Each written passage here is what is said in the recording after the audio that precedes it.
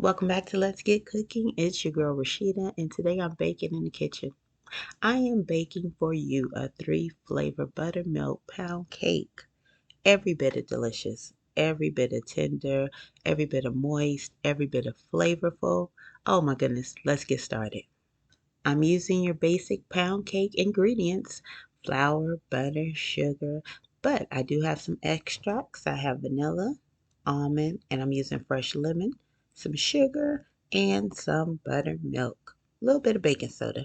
All right, what's up next is in a large bowl, I want to mix my butter and sugar for about 5 to 7 minutes until it's light and fluffy. So right now it's that mixing of the butter and sugar that's very important. That helps to get that light, fluffy airiness in a pound cake because pound cakes are dense anyway, but we definitely want to make sure they're mixed very, very well. For my beginning bakers, I'm going to let this mix for a while just so you can see the transition from the beginning to how we really want it to look. So go ahead and just take a look. I'm mixing this for a few minutes, and you'll see it go from a very grainy, sand-like texture to a nice, smooth, light, and fluffy texture.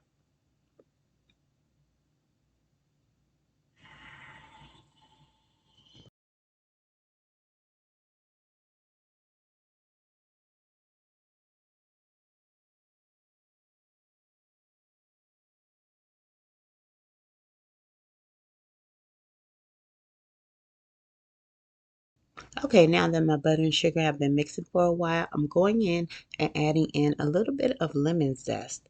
This is one of those flavors that's going into this pound cake. It's a little bit of lemon, so definitely the zest is the best way to extract that lemon flavor. So I'm adding in just a little bit of zest. Just going to give that a mix, and we're going to start to add in the different flavors. So first up is the zest. Next, I'm using almond extract and I'm using some vanilla paste. So that's what you'll see coming up next. And as you see, I'm still just mixing that in well because that flavor infuses into the batter.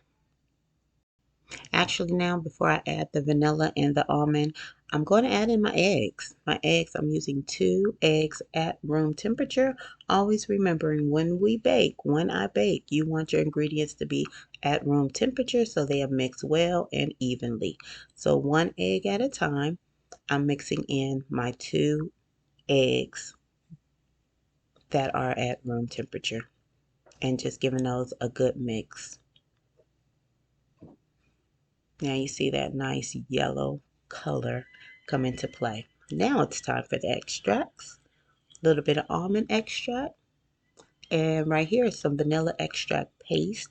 I find it's a little deeper. It's a deeper depth of flavor.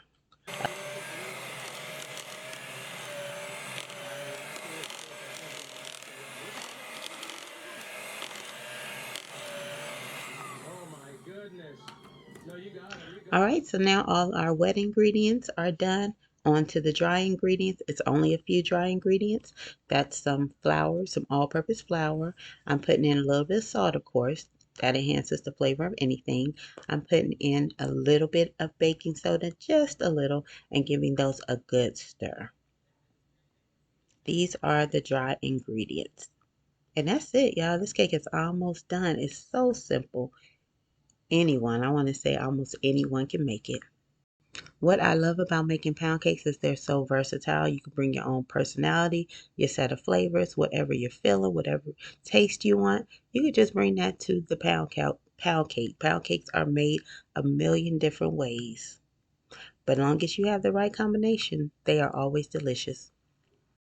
Okay, at this point, before I mix in my buttermilk and my dry ingredients, I did add just a little hint of more vanilla extract paste, and I'm adding in my fresh lemon juice. As you see, you might not have saw it, but I added in the fresh lemon juice. Instead of lemon extract, let's just use the lemon and use that fresh juice. To me, when you use all extracts, it tastes like, your cake tastes like extracts. Sometimes we gotta get the freshness infused in there also. So right now when you're adding in your dry ingredients, it's an alternated process. I want to put part of my flour mixture in, Then I'm putting in part of my buttermilk. And the buttermilk is at what? Room temperature, y'all.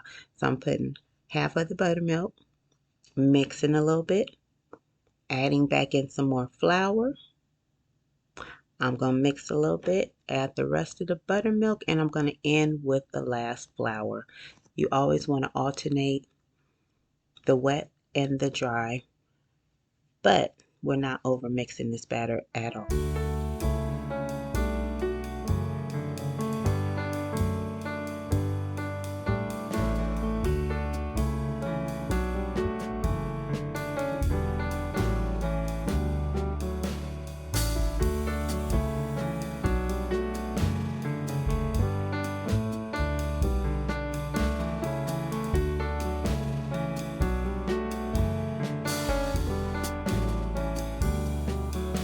Now that I have everything in the big bowl, guess what? I'm stopping the mixers. I don't want to use the mixers anymore.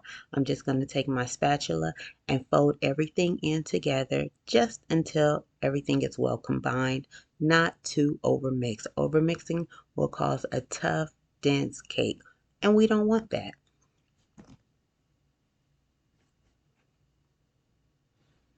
And might I say on the side, that was a good cake batter. Had a little taste and it was just flavorful before it even went in the oven. So I knew it was going to come out great. Just giving it some fold, not mixing, but just kind of fold over until everything is mixed and well combined. If you have any questions or comments, please leave them below and I'll be happy to answer them. All right, it's time to go in the oven. I have my baking dish, my little bundt pan. Now I'm making half the recipe. That's why this is a small bundt pan, just in case you're wondering. And I just greased it with some baking spray. But this is half the recipe, so the whole recipe will be in a much larger pan. And once I get all this thick batter into the pan, it's going in the oven. My oven is preheated to 320 degrees, and I'm going to bake it for about 45 to 50 minutes. There it is, going in the oven.